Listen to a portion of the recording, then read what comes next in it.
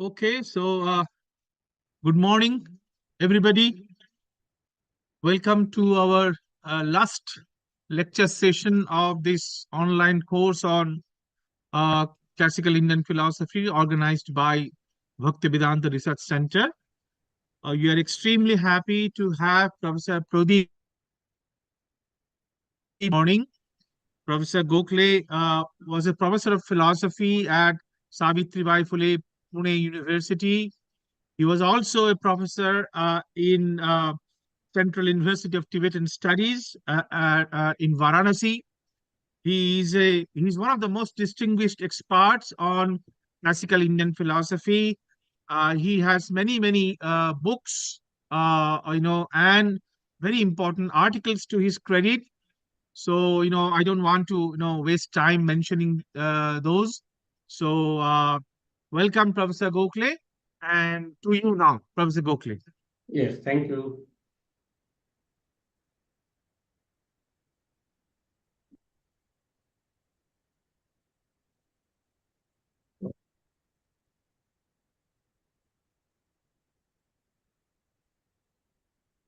So today I will try to revisit the Charvaka Darṣana, which is also called Lokāyata Darṣana or Bārhaspatya Darṣana, and present a fresh approach to it.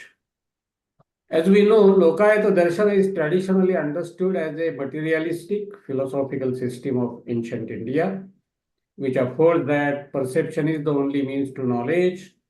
It denies God, soul, other worlds, and afterlife.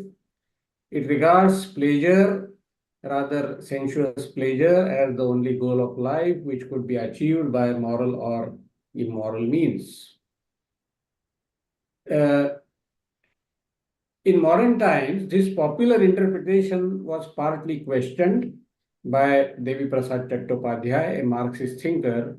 According to him, Lokāyata accepts two pramanas, perception and a kind of inference, and it did not advocate immorality, but had a moral standpoint. Devi Prasad's interpretation was broadly accepted and followed by an eminent scholar of Indian materialism, the late Ramakrishna Bhattacharya. This can be called an exclusivist or singularist approach to Lokāyata. It excludes the view which is popularly attributed to Lokāyata, that perception alone is Praman. It also excludes the skeptical version of Lokāyata introduced by Jayarashi Bhatta. But there are scholars who do not hold such an exclusivist approach. For them, materialist perspective can be the perspective of some Charvaka thinkers, but not necessarily of all. The possibility of some Charvaka thinkers holding extreme empiricist stand and some holding a skeptical stand need not be ruled out. In Maharashtra, Sadashiv Phule, the author of Charvaka Itihas and Tatvajnan, has presented such an inclusive perspective. Other scholars who present a pluralistic approach to Charvaka Darṣana are Dakshinaranjan Shastri, the author of A Short History of Indian Materialism, Sarvananda Pathak, the author of the Hindi book Charvak Darshan Ki Shastriya Samiksha, and Eli Franco, the author of Perception, Knowledge and Disbelief, a study of Jayarashi's skepticism. Franco, in his study of Jayarashi's skepticism, holds there were at least two trends in the Lokāyata school or tradition, the one materialistic, the other skeptic. I suggest that the multiple identity of Charvaka Darṣana can be understood as more complex than what Franco says. We can identify diversity in Charvaka approach at different levels in their epistemology, ontology, as well as theory of values. On account of this diversity, Lokāyata or Charvaka Darṣana can be conceived as a family of schools rather than a single or uniform school. So how there is diversity among Charvakas concerning pramanas? Cognitive skepticism, as in Tattva Paplava Simha of Jayarashi Bhatta, according to which no pramanas are acceptable. Number two, narrow or extreme form of empiricism. This is the popular Charvaka view, according to which perception is the only means to knowledge. Then we have two forms of mitigated empiricism. One is that of positivist type, according to which not only perception, but a kind of inference which is testable by perception, which is called Utpanna Pratiti Anumana, is also a means to knowledge. And the other type of mitigated empiricism, which can be called common sense empiricism, according to which not only perception, but commonsensical inference, which was termed as Loka Prasiddha Anumana, is also a means to knowledge. The diversity in Charvaka ontology could be traced on the following lines. One could be called ontological skepticism of Jayarashi, because according to him, because means to knowledge are questionable, the existence of the objects of knowledge, such as earth, water, fire, and air, is also questionable. And the other is, of course, what is well known as materialism, which is the popular ontology of Charvakas. The materialist elements, namely earth, water, fire, and air, are the basic constituents of the universe, and the bodies, sense organs, and external objects are constituted by them. Then similarly, we can find diversity in Charvaka's value perspectives. For example, one variety will be amoralism, that is in Samaya Phala Sutta of Pali canons, Ajita Kesha Kambali and Jayarashi Bhatta, the skeptic philosopher of 8th century, advocate amoralism, or a kind of anarchism in the realm of values. And we have secular hedonism, which is the value perspective, which is generally attributed to Charvakas. However, this perspective itself is found in Charvaka literature in diverse forms. Now, how did the diversity in Charvaka Darṣana come about? It is not necessary that Charvaka Darṣana in its early stage was singular, but was diversified later. Diversity could have been inherent in Lokāyata Darṣana since its early stage. The epithet Vaitandika has been applied to Lokāyata since ancient stage of Lokāyata. Hence, there could have been skeptic Lokāyatikas even in the early stage of Lokāyata movement. On the other hand, Kautilya describes Lokāyata as a school of philosophy, that is Anvikshiki, which rationally examines strengths and weaknesses of other disciplines, namely religion, commerce, and jurisprudence. This suggests that there must have been Lokāyatikas using reasoning power in a more constructive way. Hence, both skeptical form of Lokāyata as well as sophisticated empiricist Lokāyata could be as old as, if not older than, extreme empiricism.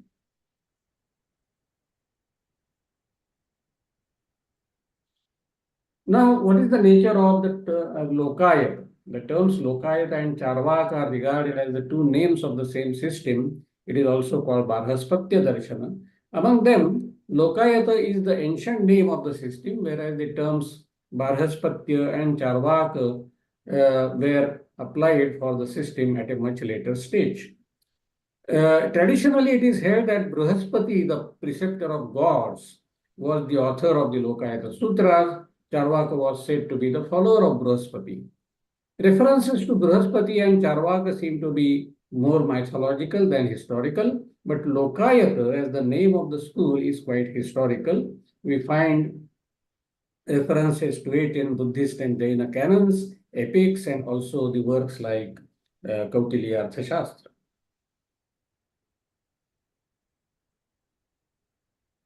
Now, what is meant by the term Lokāyata is a question. Devi Prasad Chattopadhyaya derives the term as Lokeshu Ayatam, which means spread among people. The term Lokāyata, according to him, refers to proto-materialism spread among common people, transforming later into the classical materialist school of Indian philosophy. This interpretation of the term raises some problems. Lokāyata, as understood in its philosophical sense, is not spread among people. Common people are generally guided by religious superstitions and are involved in ritualistic practices as prescribed by the priest class. In fact, it was the opponents of Charvakas who described Lokāyata as the philosophy of the common people. While doing so, they either reduced Lokāyata to pleasure-seeking approach of the common people, or they mean to make a ridicule of Lokāyata, but it is the philosophy of ordinary, that is unwise people. Ramakrishna Bhattacharya attaches importance to description of Lokāyata as Vitanda, negative debate. On the basis of this, he claimed that the term Lokāyata in its early usage meant the science of disputation. In its later use, it meant materialist school of Indian philosophy. The meaning of the term Lokāyata as the science of disputation does not seem to be satisfactory. In fact, Vitanda does not mean the science of disputation, but a particular type of debate which involved negative argumentation. Vitanda was not the meaning of the term Lokāyata, but it was an accusation made by the opponents against Lokāyata.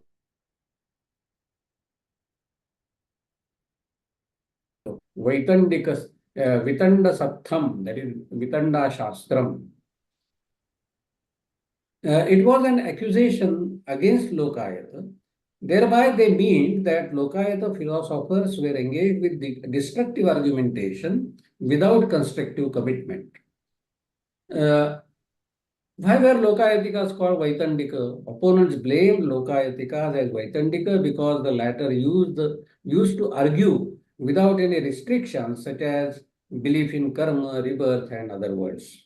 One who does not entertain such a belief and argues against such beliefs was naturally called Nastika, that is heretic, non-believer, or Vaitandika, engaged in negative argumentation by the believers.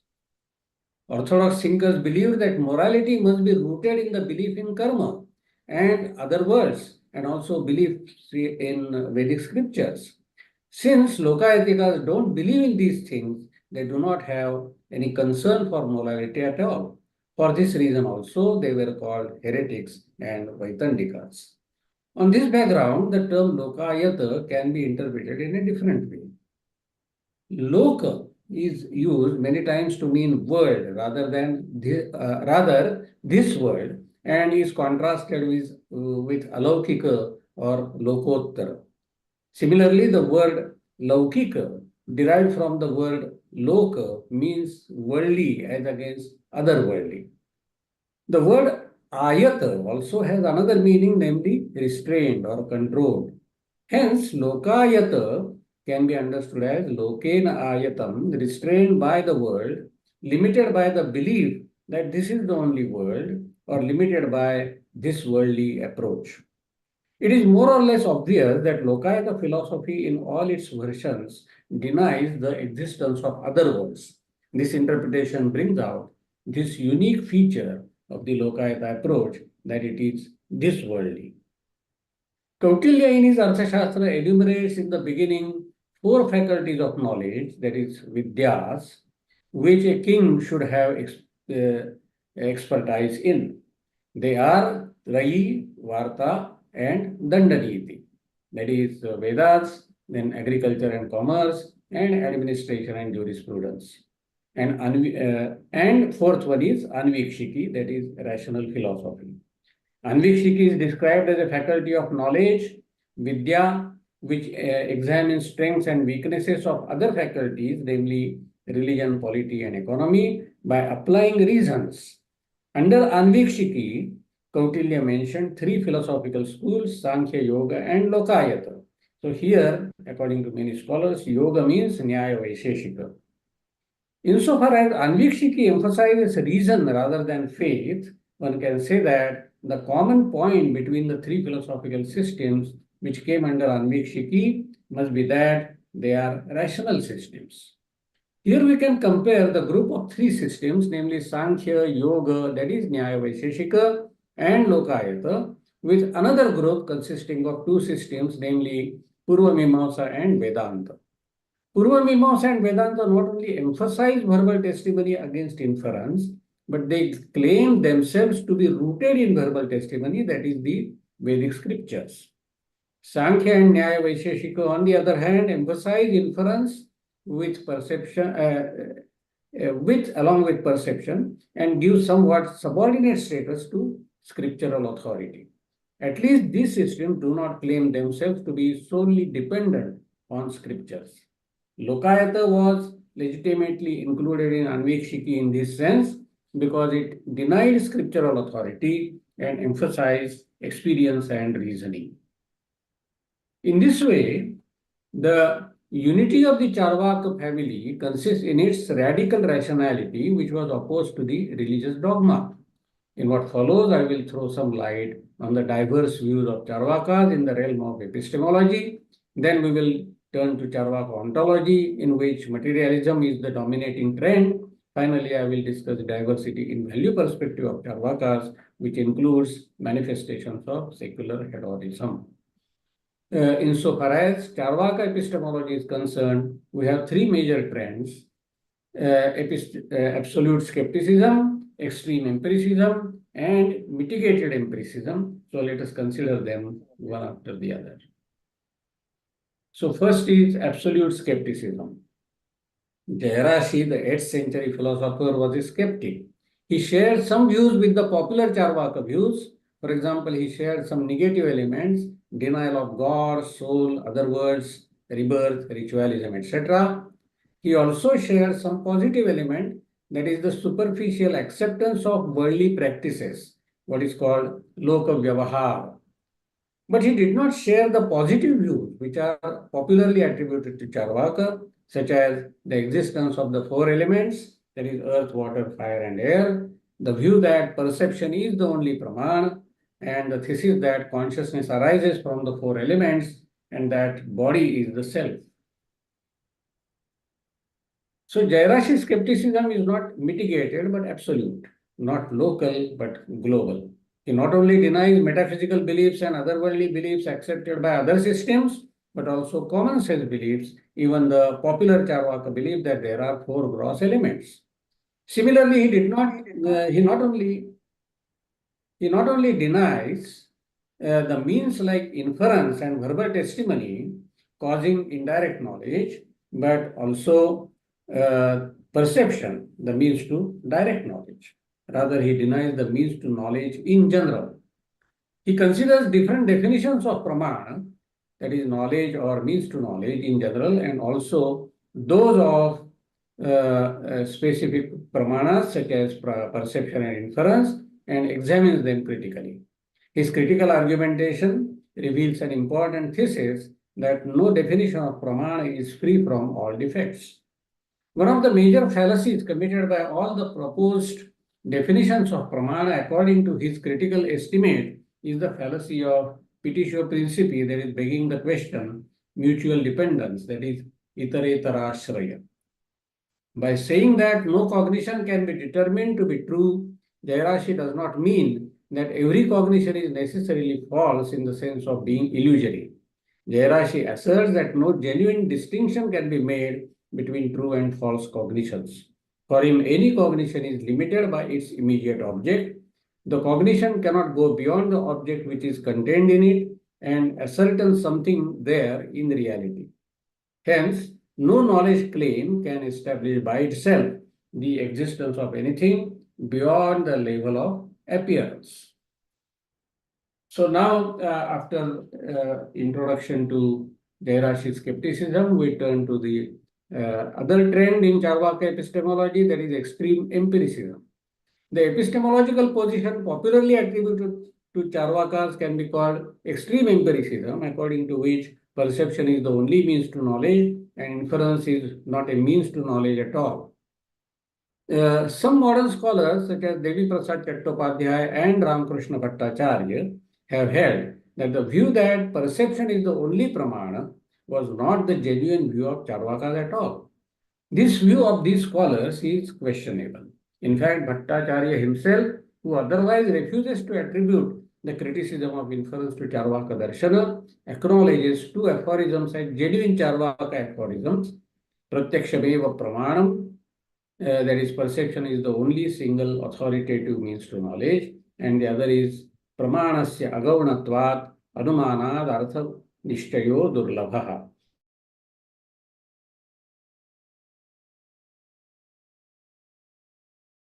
Knowledge is not secondary.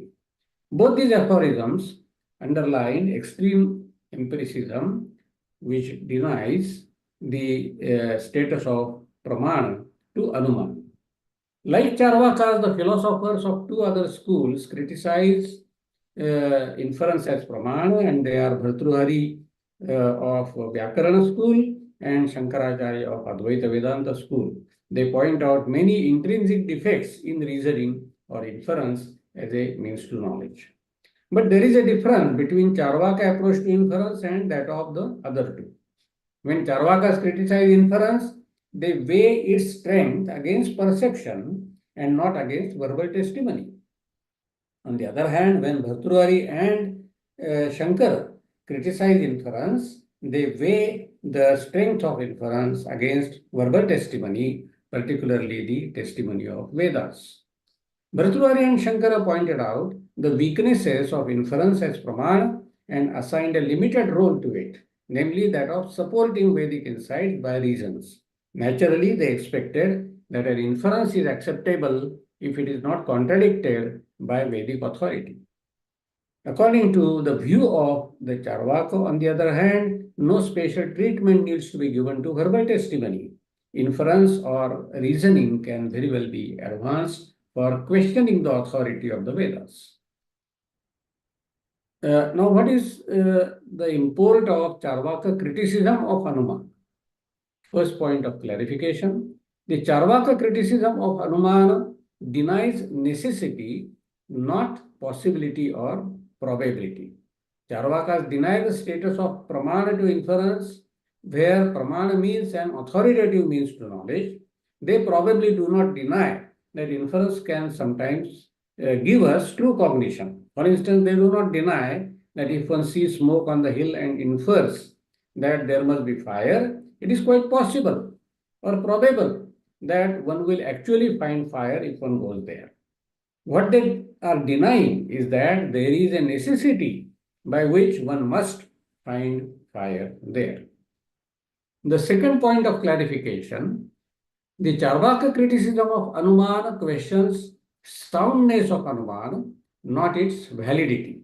Many standard books on Indian philosophy written by well-known writers spread a misunderstanding about Charvakas that when the latter criticize inference as pramana, they question the validity of inference. This misunderstanding is probably the consequence of a more general misunderstanding about the notion of Anumana Pramana, according to which it is translated as valid inference. As a matter of fact, the Charvaka criticism of Anumana questions soundness of inference, not its validity. Modern logic distinguishes between validity and truth. It is primarily concerned with formal validity and not with material truth. The notion of pramana, on the other hand, is primarily concerned with truth and not with validity. Here we have to note the distinction between validity and soundness. A valid inference is one, the conclusion of which necessarily follows from its premises, whether the premises are true or false. A sound inference is the one which is not only valid, but has true and only true premises. As a result, a sound inference is such that it necessarily yields a true conclusion. The Charvaka objection against inference as pramana is not primarily about validity of inference, but about the question whether a formally valid inference of a particular kind necessarily yields truth. Even a valid inference may fail to yield a true conclusion if at least one of its premises is false. It is well known that Charvakas raised the question about truth of one of the premises, namely the statement of universal concomitance. Third point of clarification, the Charvaka criticism of Anumana as pramana does not apply to inference in general. it should also be noted that Charvaka criticism of inference as pramana should not be taken as their criticism of inference in general. The translation of the word anumana as inference is misleading. Anumana is a specific kind of inference. Inference could be inductive or deductive, and the latter two can be of various kinds. For instance, the valid inference as in propositional logic and quantification logic differ from each other, and those in relational logic differ from both, though they overlap with each other to some extent. Anuman of Indian tradition would be close to Barbara of syllogistic logic. For example, all humans are mortal, all Greeks are human, therefore all Greeks are mortal. In quantification logic, it would be close to inference, the proof of which involves the rules like universal instantiation, modus ponens, and modus tollens. In an inference of this kind, one of the premises is a universally general statement, which is the analog of the statement of universal concomitant, that is vyapti. In the inference for others, that is parartha anuman. Charvaka criticism pertains to this type of inference. It is the criticism of a specific type of deductive inference, which is based on inductive generalization. Now, what is Charvaka criticism of inference? Philosophically, Charvaka's criticism of inference can be divided into two parts. One can be called dilemma of inference. That is, Charvakas raise a dilemma which renders inference as problematic. And two, arguments against universal concomitance. So Charvakas point out how universal concomitance, which is the basis of any inference, that is anumana, cannot be ascertained. Though the above two parts are interconnected, each one of them has a distinct conceptual pattern, hence it is elegant and also convenient to discuss them separately. So first, dilemma of inference. Jayanta Bhatta, for example, presents this dilemma. Where is the case of inference? Because in the case of particular, that is Vishesha, there is no connection. In the case of universal, that is Samanya, there is redundancy, that is Siddha Sadhana, proving the proved, and a particular qualified by universal is not tenable. This version can be understood as a trilemma which raises three alternatives regarding the object of inference. The question raised here is whether the object of inference is a particular or a universal or a particular characterized by a universal. Charvakas deny all the three alternatives. Now with the development of the theory of inference, universal concomitance, that is vyapti, between hetu and sadhya was accepted as the ground of inferential knowledge by all the systems which accepted inference as pramana. As against this, Charvakas argue that universal concomitance cannot be ascertained. The Charvakas argument can be formulated in two stages. First stage is that there probably are no laws of nature at all. And the second stage would be, even if there are laws of nature, they cannot be known for certain. So stage one, there are no laws of nature. Those who accept inference as pramana presume that there is absolute regularity in nature. The idea behind this is that all things in the world have their own nature or essence, svabhava. They function and interact with each other according to their essential nature. This is a minimalistic causal explanation of the world, which Charvakas are denying here. Here they are pointing out that the so-called capacities of things or essences of things change with the change in space, time, and stages of things, desha, kala, and avastha. This seems to be the position of accidentalist, that is Yadruchhavadin camp of Charvakas, who would question the belief in the uniformity of nature. This can be called the initial position presented as a provisional position. At this stage, so the second stage is even if there are laws of nature, we cannot know them for certain. At this stage, the Charvakas accept for the sake of argument that there are laws of nature, The question that they now raise is whether one can know any such law for certain. A law of nature would generally assume the form of an invariable or necessary relation between the two types of things or events, such that if alpha type of event or thing occurs, beta type of thing or event must occur, or must have occurred in past or will occur in future. Such a relation is said to hold, for example, between smoke and fire. All Indian philosophical systems except Charvaka Darṣana believe that such a relation holds between smoke and fire and that it can be known for certain. Systems differ in their explanation of the exact nature of this relation and the way the relation is known.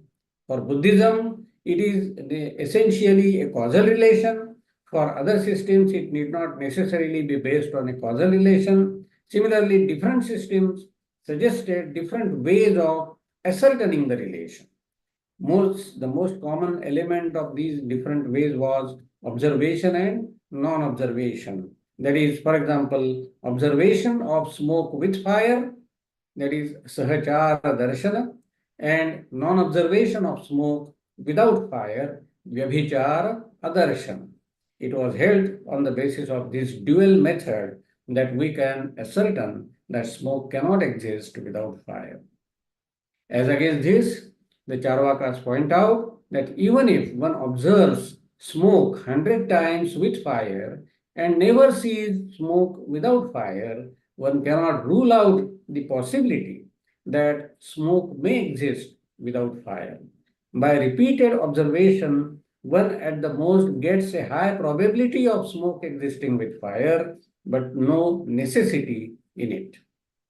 For knowing fire for certain on the basis of smoke, what one needs is the ascertainment of a necessary relation between them, but that is not possible. This is the gist of the Charvaka skepticism about the knowledge of universal concomitance. It highlights the basic limitations of human knowledge concerning the laws of nature. Now, we come to a difficulty in the extreme empiricist epistemology of Charvakas. It can be argued that the extreme empiricist epistemology of Charvakas, if extended to its logical end, leads to phenomenalism and not to materialism. In fact, the position of extreme empiricist Charvakas leads to a dilemma. If perception alone is accepted as pramana, then the statements regarding God, other worlds, etc. can be rejected. But the materialistic thesis which Charvakas hold will also have to be rejected.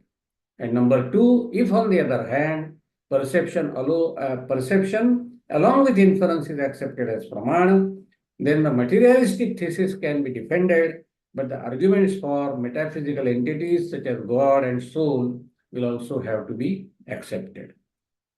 So this underlines the need for a more accommodative and yet stronger epistemology, which will preserve its negative or destructive elements with regard to transcendental metaphysics, but will be more constructive and constructive with respect to this worldly approach to reality and values.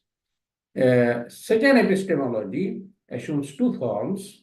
One, verificationist epistemology of more learned Charvakas, that is, Sushikshitatara Charvakas, as referred to by Jayanta Bhatta in his Nyaya Manjari. And number two, common sense epistemology of Purandara, as mentioned by Kamalashila in his Tattva Sangraha Panjika. This brings us to what can be called the position of a mitigated empiricist Charvaka. So let us consider each form of mitigated empiricism separately. So first we consider positivist form of mitigated empiricism.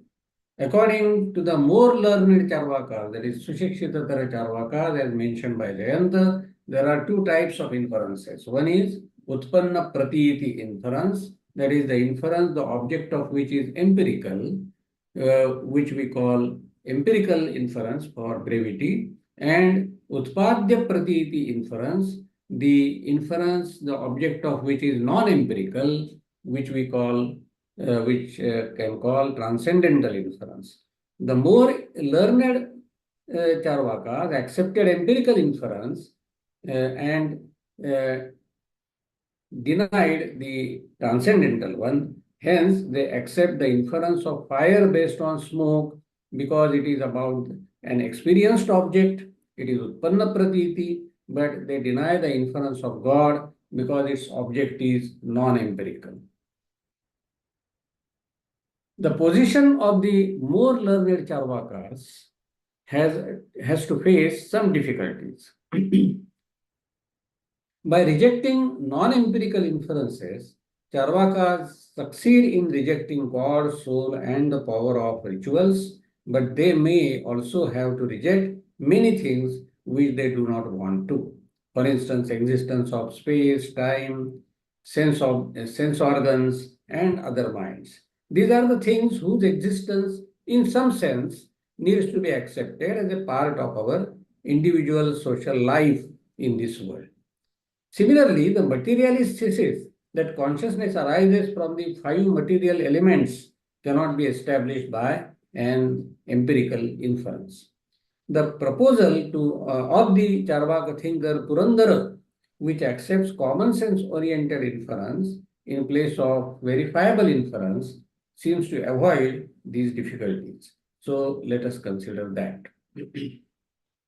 So, second approach is common sense oriented approach to inference. In Tattva Sangraha Panjika, Kamalashila quotes Purandara's statement that Charvakas do admit Loka Prasiddha Anumana, but the kind of inference which is made by transcending the worldly way, that is Laukika Marga, is denied by them. Here, Loka Prasiddha inference is an inference which proves something within the framework of this worldly way of life. I think that this is the most plausible meaning of the word. Loka Prasiddha can also mean commonly acceptable by all. It should be noted here that Loka Prasiddha here does not mean what happens to be commonly accepted by all, but what should be commonly accepted by all.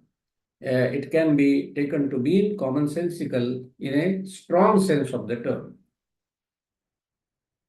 Common sense view of the world makes day-to-day worldly affairs possible and intelligible. This is the role of Loka Prasiddha inferences also. Common sense beliefs are supported by strong pragmatic grounds. They contain a pragmatic necessity, whereas their rejection leads to pragmatic contradiction. Similarly, it can be said that Loka Prasiddha inferences help us in avoiding pragmatic contradictions. By accepting Loka Prasiddha inferences and by denying the otherworldly inferences, these Charvakas are introducing a pragmatic criterion for acceptability of inference. In view of the above considerations, the term Loka Prasiddha can be conveniently translated as commonsensical inference, and Purandara's mitigated empiricism can aptly be called common sense empiricism. Now, what are the implications of common sense empiricism? It seems common sense empiricism of Purandara seems to be pragmatically more convincing than the earlier one. It avoids the two unintelligible and impracticable extremes, one consisting of skepticism and solipsism, and the other consisting of transcendent metaphysics and blind ritualism. It presents the picture of a human being as a rational being trying to lead a successful life in social framework. Buddhism and Vaisheshika too accept only two pramanas, namely perception and inference, for justifying transcendental beliefs. Charvakas, on the other hand, employ inference for strengthening this worldly common sense view of the world and not for transcending it. Now, having discussed diversity in Charvaka epistemology, now we turn to diversity in Charvaka ontology. We have seen that just as there is diversity in Charvaka epistemology, there is diversity in Charvaka ontology as well as the theory of values. In Charvaka ontology, there is twofold diversity. Jairashi, the skeptic Charvak, not only questions all pramanas, but also questions the existence of four material elements. Jairashi agrees with the negative aspect of the popular Charvaka ontology, according to which there is no life after death and there are no other worlds because there are no beings belonging to other world. But he does not agree with the positive aspect of the popular Charvaka ontology, according to which there are four gross elements and consciousness arising from them. This positive aspect of ontology, which other schools of Charvakas accept, is famously called materialism. Materialism in Charvaka system assumes two forms. One form can be called cosmological, which is about the nature of the world and the status of status of consciousness in it. Traditionally, it is called Bhuta Chaitanyavad. The other form of Charvaka materialism can be called psychological materialism. It is about the nature of a person or nature of self. Traditionally, it is called Dehatmavad. So let us first consider Bhuta Chaitanyavad and then turn to Dehatmavad. A materialist answer to the question about the nature of the world and the status of consciousness is that the world is made of matter and that consciousness arises from matter. In Charvaka system, it assumes the form of Bhuta Chaitanyavad. The following aphorisms are quoted in this context as Brihaspati Sutras. 1. Prithivyapastejo Vayuriti Tattvani. Earth, water, fire, and air are the tattvas. 2. Tat Samudaye Sharirendriya Vishaya Saujñā. The designations body, sense organ, and object apply to their combinations. Tebhya eva. Number 3. Tebhya eva dehakara parinatebhyaha kinvadibhyo madashaktivat chaitanyam upajayate. Consciousness arises from them, that is the elements, which have assumed the form of body, like the power of intoxication arises from molasses and other things. Number 4, Jadabhuta Vikareshu Chaitanyam Yattu Drishyate Tambula Puga Churnanam Yogad Raga Ivothitam. Consciousness, which is seen in the combinations of material elements, arises in them like the red color that arises when bitter leaf is chewed with other ingredients of palm. The following observations about these aphorisms are in order. The first aphorism refers to the four elements as tattvas. It is interesting to note that it does not refer to akasha, ether, space as an element. Curiously enough, it is a common tendency among the heterodox systems of Indian philosophy not to count akasha among physical elements. It is also theoretically more elegant to do so because accepting akasha as an all-pervasive positive substance is problematic. Ramakrishna Bhattacharya has pointed out that in Manimekhalai, there are references to thinkers called Bhutavadins who accept 5 elements including Akasha, and that Gunaratna refers to some sections of Charvakas who consider space as the 5th element. It is possible that some Charvakas might have done so under the influence of Nyaya Vaisheshikas or Sankhyas. In the second aphorism, the Charvaka author is talking about combinations of 4 elements. Charvakas do not seem to be talking about how or why such combinations take place. For other systems, this question is very much relevant because they accept some kind of divine order or karmic order or a teleological explanation behind whatever takes place. None of these is acceptable to Charvakas. They would accept natural causal factors, but not the alleged factors such as karma, God's will, and the teleology of Purushartha. At that stage, they would say that these things are accidental, yadrucha, or rooted in the nature of things, that is swabhava. Now, aphorisms 3 and 4. On this background, the third and fourth aphorism give an argument for Bhuta Chaitanyavad. Here the question is whether it goes well with all the epistemological schools of Charvakas. Interestingly, even the epistemological school of the Charvakas, which argues against Anumana as Pramana, advocates the inference which argues that consciousness arises from matter. While discussing diversity in Charvaka epistemology, I have suggested that neither extreme empiricism, which denies inference as Pramana, nor the mitigated empiricism, which accepts verifiable inference, is suitable for providing an argument for the origination of consciousness from material elements, from the four material elements. It is Purandara's common sense empiricism which is most suitable for that purpose. With this background, let us consider the argument in some details. The two Charvaka arguments which we have seen are as follows. One is consciousness arises from the four gross elements like the intoxicating power which arises from molasses. And number two, the consciousness which is seen in the modified insentient elements arises in them like the red color arises due to the combination of betel leaf, betel nut and spice powder. Both the formulations have the form of an argument, though an incomplete one. For example, the first three members of the well-known Nyaya syllogism appear to give a model for a complete argument. The mountain has fire because it has smoke, and instance like the kitchen, or whatever has smoke has fire like the kitchen. In comparison to this, let us reconstruct the Charvaka argument. The consciousness arises from four material elements because ... like intoxicating power which arises in molasses, or like red color which arises in the chewed combination of the of betel leaf, etc.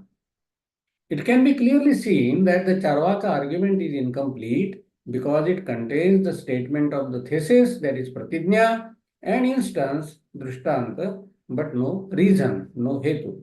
So the important question persists, what is the reason? That is hetu intended by Charvakas. In order to trace the hetu, one needs to elaborate the contention of the Charvakas. One thing is sure that here the Charvakas intend to express the idea of inseparability between body and consciousness. Here, one is reminded of two pairs of terms of the so-called relation of inherence, that is samavaya, accepted by the two pairs of the so-called the terms of relation, that is of samavaya, as accepted by the Nyaya Vaisheshikas. They are substance quality, that is dravya and guna, and substance motion, dravya and kriya. Whether one accepts the independent ontological category, that is padartha called samavaya, or not, one can appreciate the point made by them that the quality of a thing or the motion of a thing cannot exist separately from the thing. Here, the Charvakas are trying to understand consciousness on the model of a quality, that is guna, or of body, or function of body, that is kriya, or disposition, that is shakti of a body. If a quality or a function or a power arises in a substance, then the substance is called the material cause, that is samavaya karana or upadana karana of that quality or function or power. In this sense, Charvakas can call body the material cause of the consciousness which arises in it. So at this stage, the Charvakas are simply arguing that since consciousness is inseparable from the corporeal body, it must have the corporeal body as its material cause. It is not clear whether Charvakas would treat consciousness as a quality of body or function or activity or disposition of the corporeal body. The metaphor of the red color arising in pan suggests that it is like a quality, whereas the metaphor of intoxicating power suggests that it is a function or a disposition of body. So the reason which could be added to the above incomplete argument would be that because consciousness is not found separately from the corporeal body. But this may not be sufficient because the opponents of the Charvakas have an objection precisely to this. They are thinking that in case of material cause, there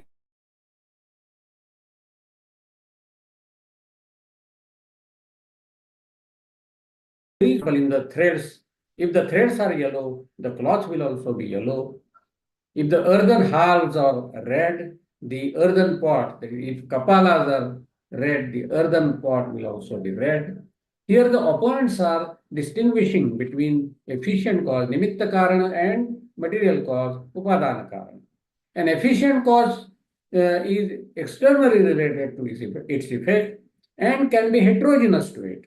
For example, a weaver is an efficient cause of the cloth.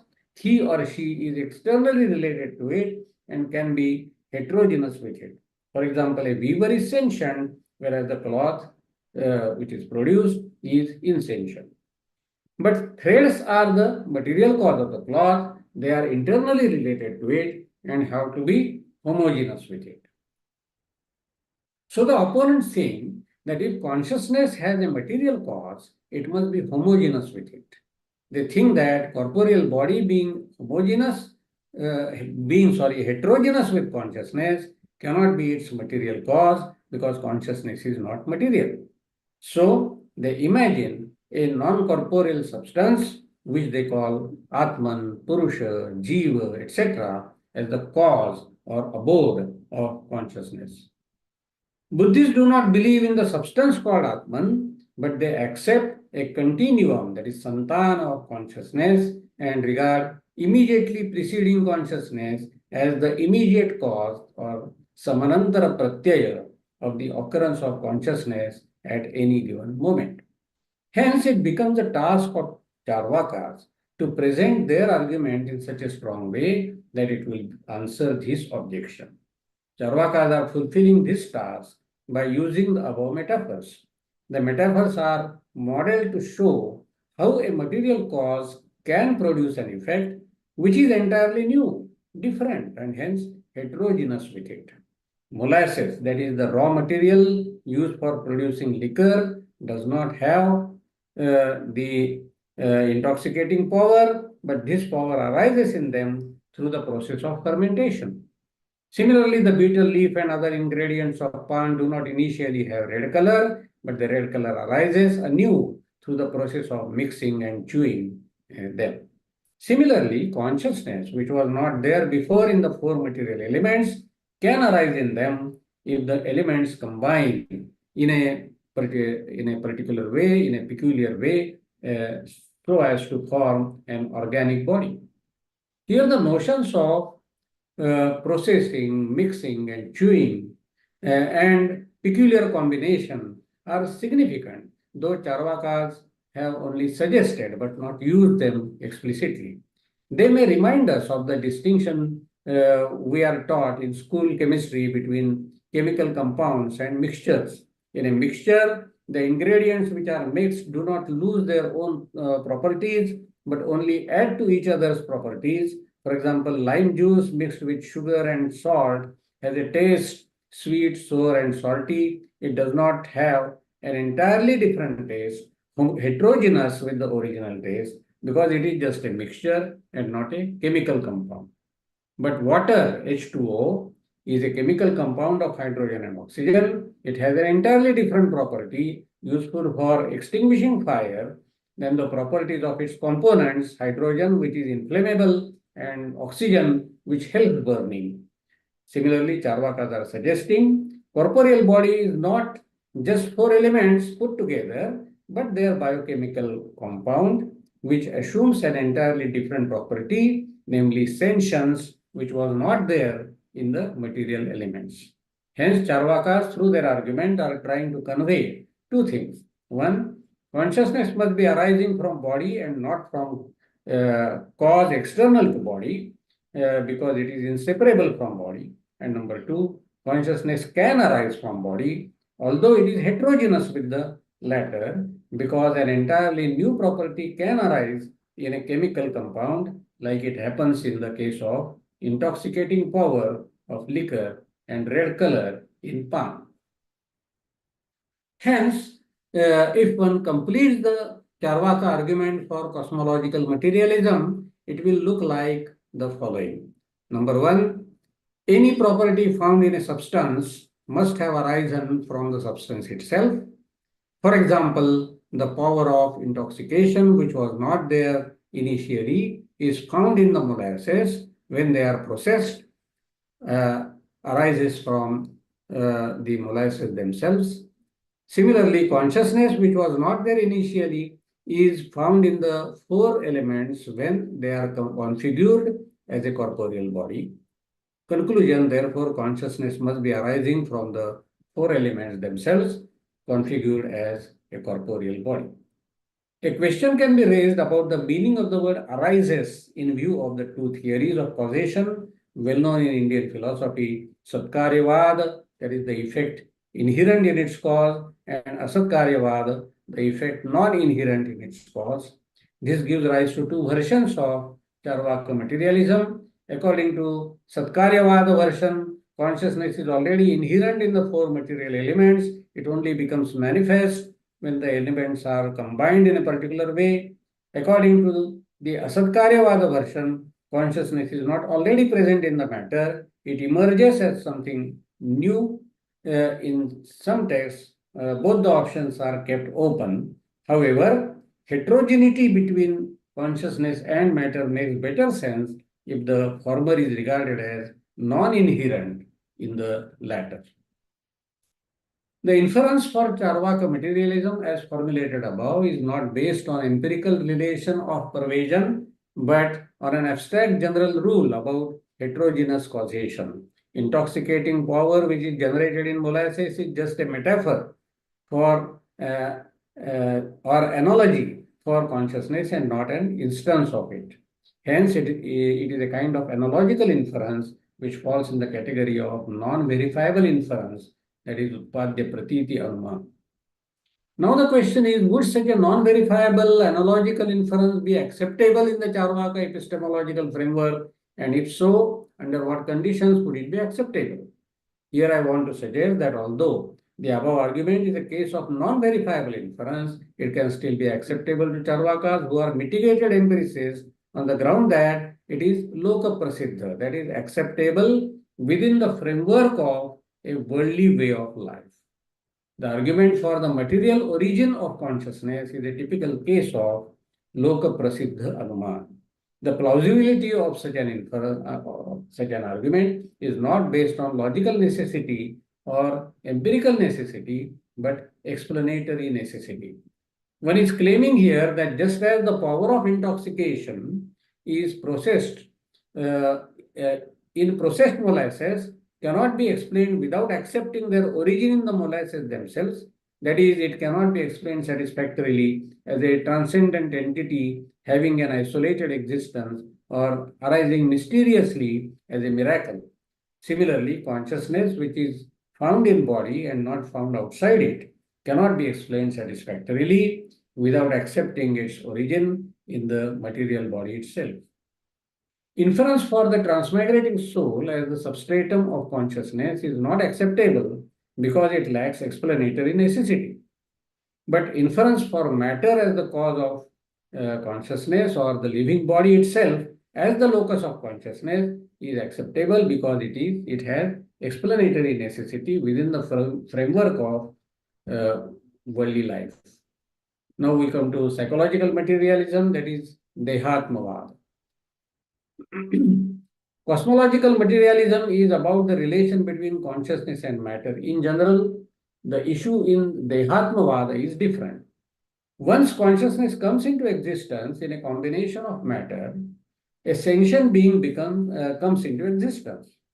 Now the question can be asked about the psychical identity of that sentient being. The question about Atman is the question about self-identification of sentient beings in general and human persons in particular. Dehatmavada is a materialist answer to the question of such a psychical self-identification. In this sense, Dehatmavada can be described as psychological materialism. It should be noted here that the word Atman in the term Dehatmavada is used as a pronoun rather than a noun. It means I or oneself and not the metaphysical substance called Atman. Two formulations of Dehatmavada are available in ancient discussions on Charvaka Darṣana, reductive and non-reductive. According to the reductive formulation, the body itself is the self. The reason behind this is that only body can be perceived, the self other than body cannot. Against this, the possible objection is that if the body is to be identified with self, then even a dead body will have to be counted as self. But this is impossible insofar as we mean by Atman the identity of a person or something representing I notion of a person. Now the Charvakas come out with a revised version which excludes dead bodies from the realm of Atman. So according to this formulation, the Atman is body qualified by sentience. Chaitanya Vishishta Kaya Purusha. Dehatmavad, whether reductive or non-reductive, is criticized and condemned by all the other systems of Indian philosophy because it goes against their deep-rooted belief in karma and rebirth. Personally, I feel that the non-reductive version of Dehatmavad is a strong thesis concerning self-identification, and it can answer the objections of non-Charvakas. Such a version, however, does not come in purview of verifiable inference, but it can be supported by common sense empiricism. The opponents of the Charvakas try to make two types of claims against Dehatmavad. They try to show that the body cannot be qualified by consciousness, but consciousness must belong to some other locus than body. Secondly, they try to show that the proper referent of the term I cannot be body, but some conscious being other than body. Those who believe in disembodied and enduring consciousness or soul advance various arguments which I think can be answered today. One of the arguments they advance is based on memory and recognition. They claim that memory and recognition are possible because of the durability of the self. Similarly, they argue that personal identity can be explained by referring to soul. Materialists can answer the objection today by referring to memory and recognition as the functions of brain or the nervous system. Accordingly, the continuity of a person cannot be extended beyond the present life. The non-Charvakas believe in the doctrine of karma. Since the operation of the law of karma is not fully observed within this life, one has to accept continuity of consciousness beyond this life. They also believe that the diversity in nature is because of the law of karma. Charvaka response to this criticism is as follows. One, the Charvakas do not accept the doctrine of karma because it is not supported by experience. Number two, they deny the opponent's claim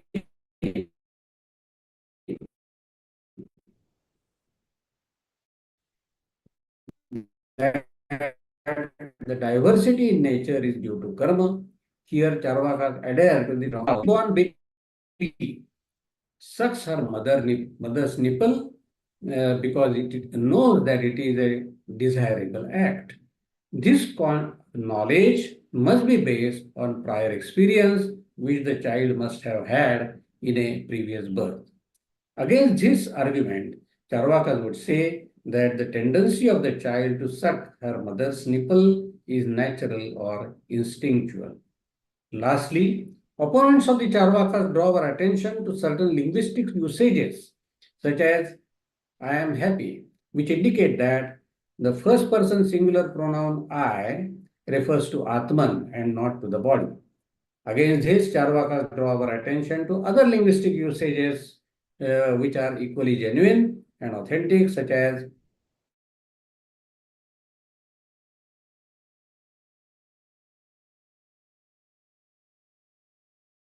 here it can be argued that both the ways, the reductionist Atmavada way of reducing I to Atman alone, and the reductionist Dehatmavada way of reducing I to body alone, become problematic. Here, the non-reductive Dehatmavada, which regards I as body qualified by consciousness, fares better, because then both physical and mental predicates can be attributed to I without any difficulty. Now we come to the last element in my talk, that is diversity in the value perspectives of the Charvakas. Now let us consider the diversity in the value perspective of the Charvakas. I have suggested the value perspective of Charvakas can be broadly classified into two groups. One can be called amoralism and the other can be called secular hedonism. Under amoralism, we can consider two views, that of Ajita Kesha Kambali and that of Jayarashi Bhatta. In Samanya Phalasutta of Pali Canon, there is a reference to Ajita Kesha Kambali, who not only discards life after death, but also the idea of good or bad actions. His views are recorded as follows: there is no meaning in giving, sacrifice, or offerings. There is no fruit or result of good and bad deeds. There is no afterlife. There is no such thing as beings that are born spontaneously, and there is no ascetic or Brahmin who describes the afterlife after realizing it with their own insight. All this implies that Ajita Kesha Kambali was not only denying rebirth and other worlds, but also he was denying moral norms. In Buddhist tradition, his view is described as Uchedavada, that is nihilism. The second example of amoralism is Jayarashi, the skeptic philosopher of 8th century, who expresses his affinity to Brihaspati, the founder of the Lokāyata system.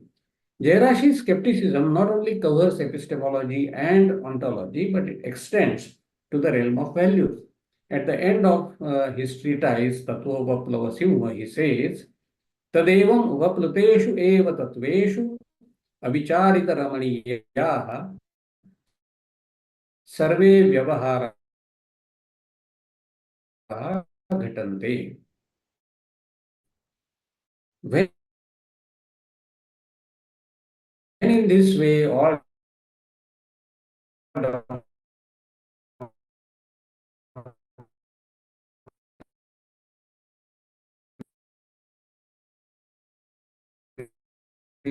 are refuted, all the practices are all right. This implies a kind of one version pleasure which obtained in this world alone is the goal of life. Accordingly, the Charvakas regard those pleasures which are definitely available in this world and this life as intrinsically desirable, and those pains which belong to this world and this life as intrinsically undesirable. Their hedonism in this sense can be called secular hedonism.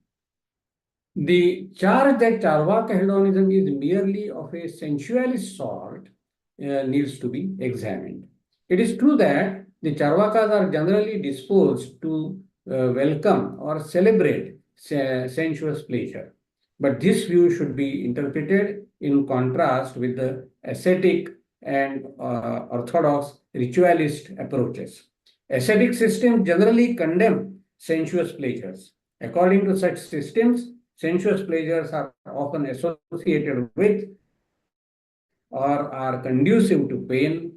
Hence, one should abandon them and focus on the bliss of the liberated state, which is eternal and absolutely free from suffering. But the Charvakas deny the possibility of the bliss of absolute or disembodied liberation. If so, we are left only with mundane pleasures which are inevitably mixed with suffering. According to the Charvakas, the mixing of pleasures and pains in this world is simply a brute fact that we need to accept. The opponents, however, charge that the hedonism of Charvakas amounts to shunning social responsibilities on their part. An oft-quoted verse which presents this form of hedonism attributed to Charvakas runs, Yavat jivam sukham jive drunam krutva ghrutam pibet bhasmi bhutasya dehasya punaragamanam kutaha.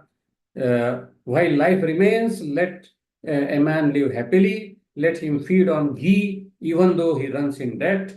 When once the body becomes ashes, how can it ever return again?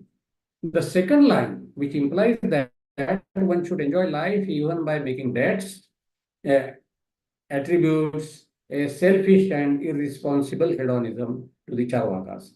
Hence, some scholars have described Charvaka hedonism as an unqualified hedonism, sensualism, or egoistic hedonism, pure and simple. The above verse with the above second line occurs in 16th century text Sarva Darṣana Sangraha by Madhavacharya. It is not found in the early Charvaka literature. It was probably attributed to Charvakas in order to make it a soft target of criticism. Arguably, the Charvaka hedonism was not pure and simple hedonism or unqualified hedonism. It was very much a qualified hedonism. It was not irresponsible as made out by their opponents. It was also not restricted to sensualism or egoism. It contained intellectual, social, and universalist concerns. In fact, Charvakas do not advocate enjoying life by making debts or by enjoying themselves by means whatsoever, but rather emphasize undertaking legitimate means of making a living, such as agriculture, the tending of the cattle trade, politics, and administration, as recorded in another text called Sarva Siddhanta Sangraha. Among the four types of human goals, Purusharthas, accepted in Indian tradition, pleasure, that is kama, and wealth are considered mundane goals, whereas religious obligations and liberation are regarded as transmundane goals. Among them, Charvakas are said to have accepted pleasure alone as the end of life, whereas sometimes they are said to have accepted both pleasure and wealth as the twin goals of life. However, though the Charvakas deny dharma and moksha as religious goals, they seem to accept their secular counterparts in some form. In this way, Charvakas did not accept dharma in its transcendental form, but accepted it in the form of a secular human value conducive to social order. For example, when Charvakas say that the king who is empirically established in this world itself is God, Lokasiddho Raja Parameshwaraha, they are doing two things. On the one hand, they are denying the existence of the transcendent God. On the other hand, they are admitting the importance of law and order in the society and a mechanism like king which sees to it that law and order are maintained. This implies the belief of Charvakas in a secular system of social obligations. Similarly, though Charvakas accept liberation in its transcendental form, they accepted it in its secular form. There is a statement about moksha attributed to Charvakas that Swatantriya is moksha and Paratantriya is bondage. This gives us a secular conception of moksha. In Indian tradition, which accepts liberation as the goal of life, advocates two conceptions of liberation, embodied liberation and disembodied liberation, that is Sadeha Mukti and Videha Mukti. These Charvakas suggest that out of the two types of liberation, embodied liberation alone is real, the so-called disembodied liberation is unreal. So, with this, I conclude my discussion of Charvaka Darṣana. Thank you very much for patient hearing. Okay, wonderful. Professor Gokhale has given us a very detailed and a synoptic, view of Charvaka, epistemology, metaphysics, and morality. And I really enjoyed the part where he added the premises to come up with a complete, Charvaka style of inference to defend their, view of Dehatmavada. So thank you very much, Professor Gokhale, for this wonderful talk on Charvaka philosophy. I'm sure that our participants have many questions or clarifications to ask. So please come forward if you have any questions or clarifications to ask Professor Gokhale. Good morning, sir. Sir, my first question is regarding the existence of original and primary Charvak texts. I mean, scholars usually do agree that there is only one existing original Charvak text, that is Tattvapaplava Singha by Jairashi Bhatta. But there is also ample dispute and controversy regarding whether Jairashi was really a Charvak or not. So, can you please throw some or shed some light on this? Yes, yeah. So certainly, the Tattvapaplava Simha cannot be regarded as, say, the text of Charvaka philosophy. Jairashi Bhatt, in his work, Tattvapaplava Simha, many times refers to Bruhaspati, and he says, he refers to the Bruhaspati's aphorisms, and then he interprets them. So we find this tendency to interpret Charvaka aphorisms in different ways. So this tendency suggests that he was not against Bruhaspati. Similarly, he refers to many other statements which are popularly found in Charvaka system. For example, paralokino bhava, paraloka bhava, and also bhutebhyas chaitanyam. So such statements he refers to, and he tries to interpret in his own way. And he claims that actually, although popularly it is said that Bruhaspati accepts four Mahabhutas, but we can understand these sutras of Bruhaspati in such a way that actually Bruhaspati is only referring to what is commonly accepted. He is not himself accepting four Mahabhutas, but he is trying to say that even these four Mahabhutas cannot be established. What of others? So the point is that Jairashi Bhatta himself is claiming to be following the lineage of Bruhaspati, although he is interpreting Bruhaspati in a different way. So, in this way, Eli Franco, who has edited partly his work Tattvapaplava Simha and also translated it, in the introduction, he claims that probably we have two approaches in Charvaka system. One is materialistic and the other is skeptical. And I have tried to point out that even in ancient tradition, we find references to the charge of the non-Charvakas that Charvaka is nothing but Vitanda. Vitanda means they only do negative argumentation and they do not have their own position at all. So this particular claim of the opponent suggests that it is quite possible that this particular skeptical tendency was there even at initial stage, ancient stage, at the time of the Buddha, for example. There is a reference to Sanjaya, but whether Sanjaya can be termed as a kind of Lokāyata or not, that is a different thing. But there might have been, because Lokāyata was identified as Vitanda, and therefore it is quite possible that there might have been some Lokāyata thinkers who were only advancing negative arguments and not even defending materialism. Thank you, sir. Sir, my second question is referring to my first question. That I came to know that there are two other lesser-known schools in Indian philosophy called the Ajnana and the Ajivaka. So, by the word Lokāyata, are we exclusively only trying to mean Charvak, or the Ajivaka and the Ajnana schools too? The other I did not understand. Ajivaka, I can say that it was a kind of fatalist school. So Ajivaka school cannot be identified with Lokāyata or Charvaka. It was a different school. Okay. But sir, another school is Ajnana, radical skeptic school. Ajnana. Whether it can, Ajnana means probably you are referring to Sanjaya Belatthaputta. That is, in Samayapala Sutta, there is reference to Yes, sir. many Yes. thinkers which were contemporaneous with Buddha, and one of them was Sanjaya Belattaputta, and he talked in terms of Ajnana. That is, I cannot say this, I cannot say that. So this was a kind of skepticism which Sanjaya Belattaputta advanced.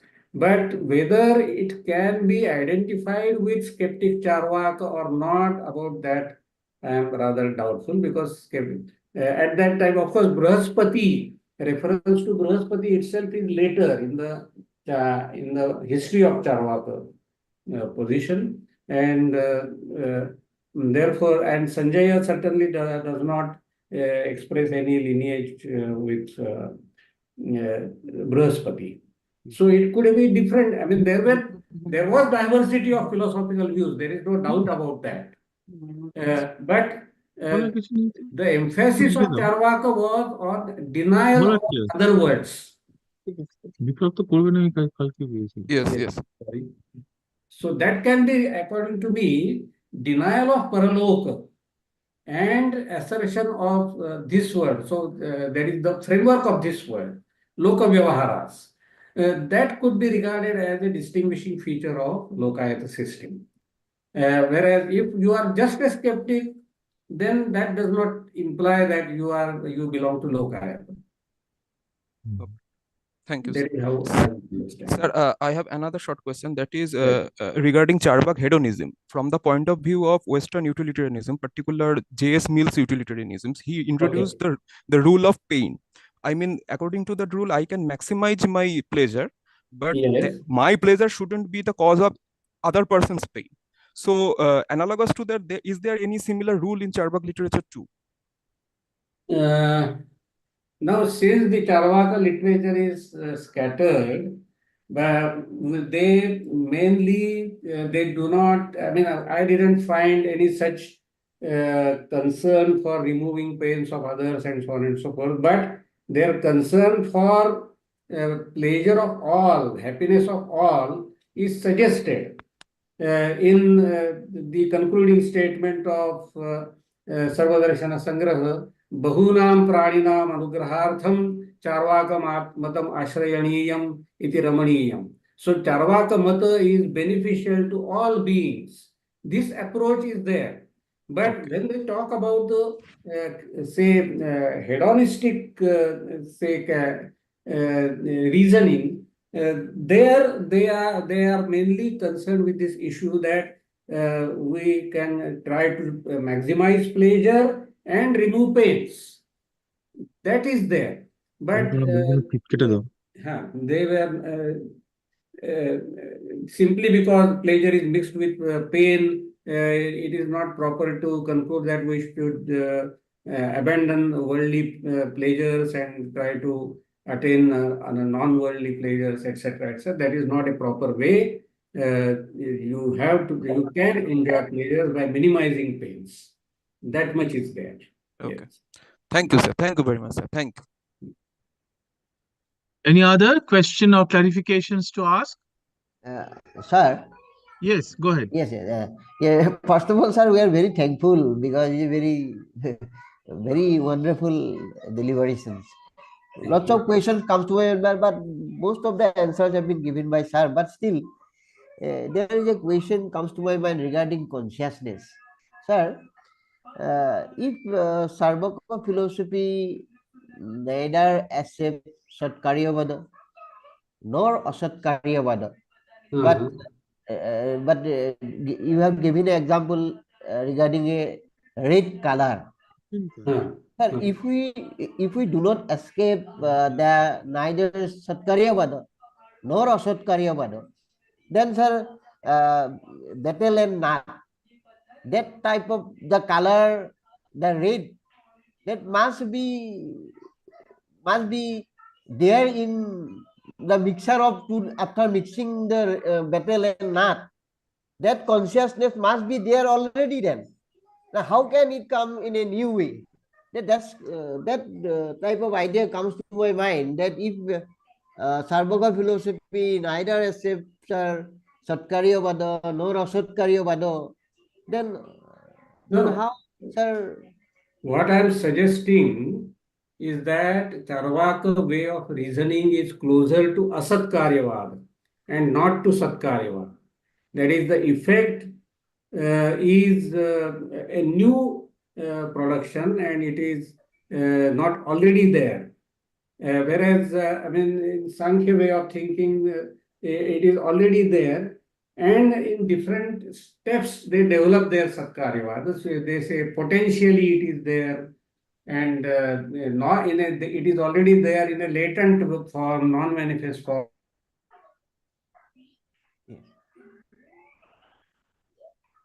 Any other question or clarification?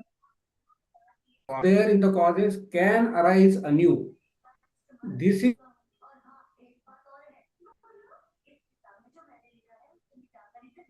etc. Red color is not already there, but I mean, in chemistry, we can say that a new color can arise, which was not there, already there in the causes through chemical reaction, through chemical combination. So that is quite possible, and this similarly, Charvakas are suggesting that just as the intoxicating power is not there in the molasses, it can arises anew. So something can arise anew which is not there in the causes themselves. And therefore, consciousness can arise in matter through certain processing, through certain combination. So this is closer to Asatkaryavad rather than to Satkaryavad. yes. Thank you. Anybody else?